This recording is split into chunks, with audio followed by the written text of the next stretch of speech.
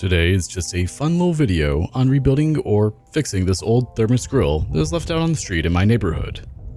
Originally, I was just going to leave it to be taken by the garbage trucks, but one of my neighbors mentioned that he'd love to have it if he knew how to fix it, as it was incredibly rusted. So, I figured I'd fix up the primary issue for him and see if he wanted it. As of the voiceover of this video, he has happily taken the grill and has used it a few times successfully. He seems happy with it, and that's good enough for me. As we get the cover off of the grill, we can see that it's really not in that bad of condition. It still has the side burner and the gas hose, which, amazingly, didn't have any mud daubers or anything in there and worked fine.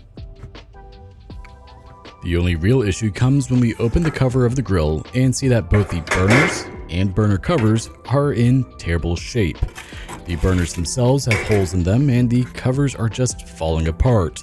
And there's a ton of rust sitting in the grill base as well. It's a bit disgusting since it's also mixed with grease and such. Before we begin trying to unscrew the burners, we need to clean things up a tiny bit. I'll start off with removing this ancient aluminum foil and then scooping up all of this old rust and put it into a Walmart bag.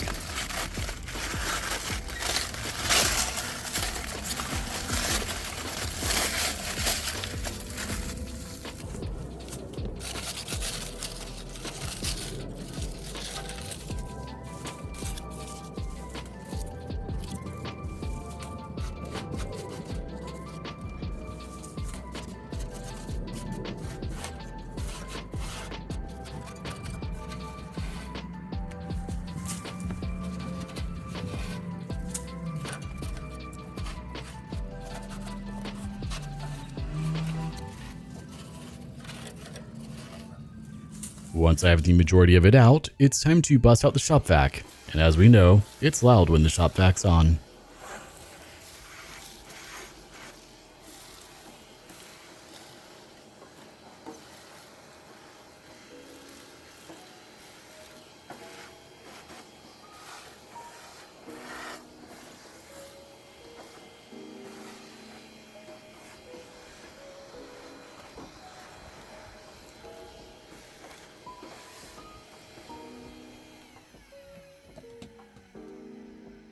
Now I did try to unscrew the burners before spraying everything down and they were coated in crud, so I figured I'd just do multiple passes with the oven cleaner.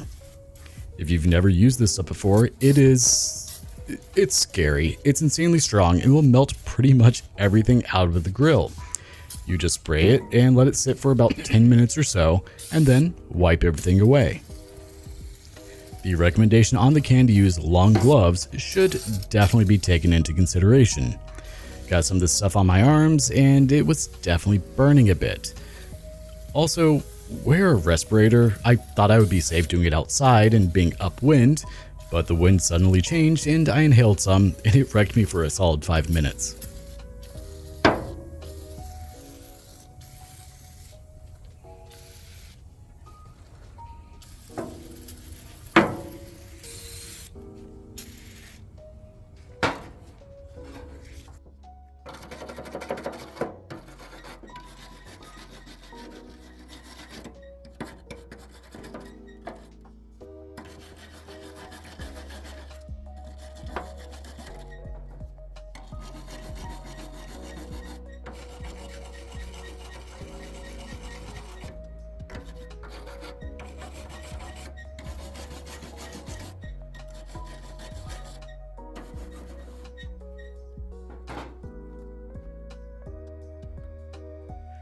After you have everything coated in a thick white foam of death, let it dwell for 10 minutes and then wipe it away.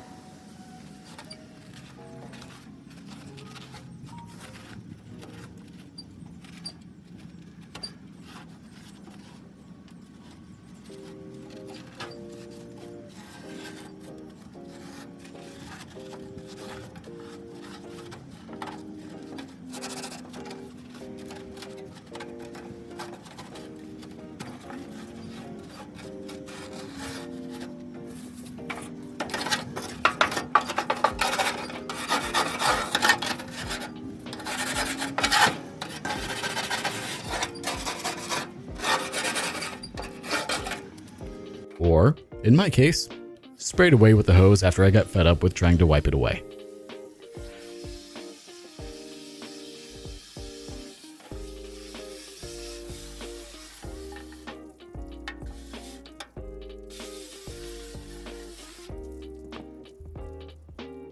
Now that everything is kind of clean, we can remove the burners. It's incredibly simple to remove them. Just unscrew these 6 screws holding everything together and begin to remove them.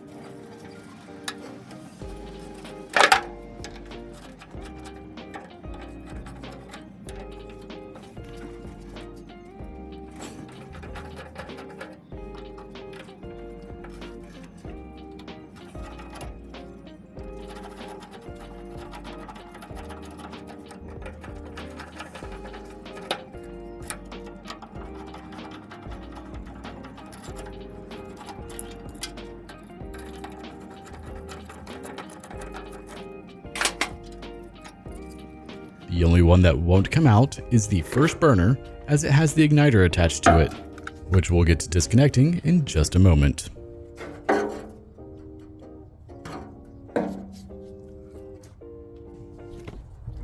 Now, in order to get to the ignition switch, you have to do so from underneath the grill.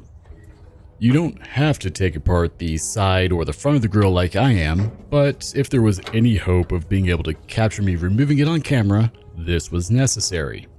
All I did was remove the knobs, which just pull off effortlessly, and then undo the couple of screws on the side to let me pull the front panel away some.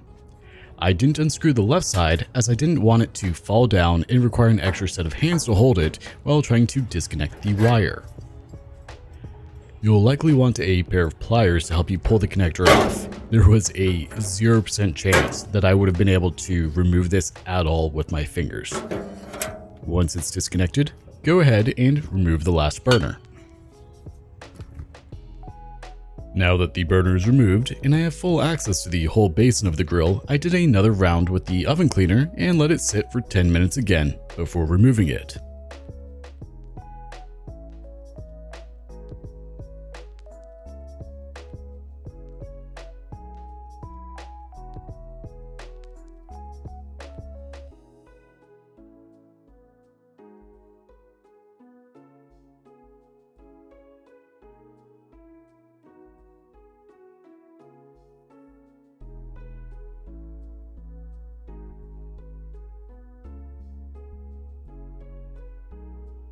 It's now time to start putting in our new parts. The new wire for the igniter is way too long, but I didn't feel like cutting it down or anything, so it ended up being zip tied when all was said and done. The only hard part of all of this is getting the spacing right on the igniter, which is around a ½ an inch away from the burner itself. The way that it works is that it creates a spark, like a spark plug for a car, that ignites the gas that is coming out of the tube. It's not perfect, and this one will need a new igniter eventually for a stronger one, but it does work. After the new igniter is screwed onto the burner, go ahead and slide the burners into their respective holes, lining them up with the gas outlets on the front panel, and then screw them into the front of the grill housing.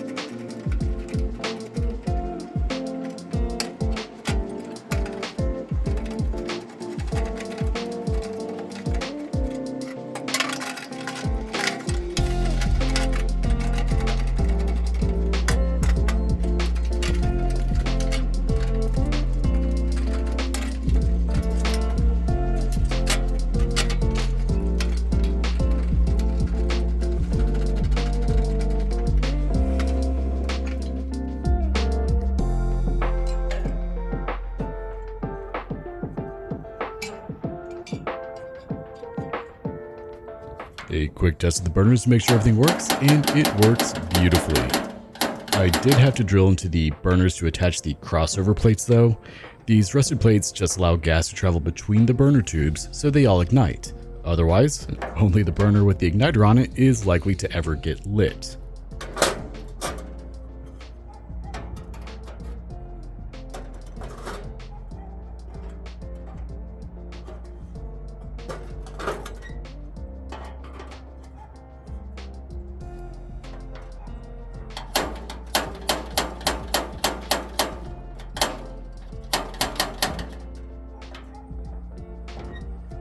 The last thing to do is to put the burner covers on, which these don't quite fit as well as the originals, but work fine enough.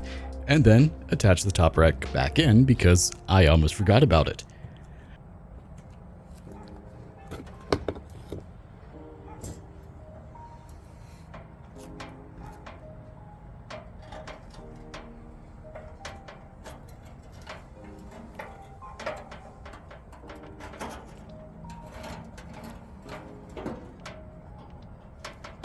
The only thing I didn't replace or add back was the original grates. They weren't there to begin with, but my neighbor said he'd be fine with buying those for the grill, so I didn't worry too much about it. But that's all for this video. As always, if you like the content I'm putting out, make sure to like, comment, share, subscribe, and don't forget to hit the notification bell to stay up to date on all new content as it comes out. Thanks so much for watching. Take care.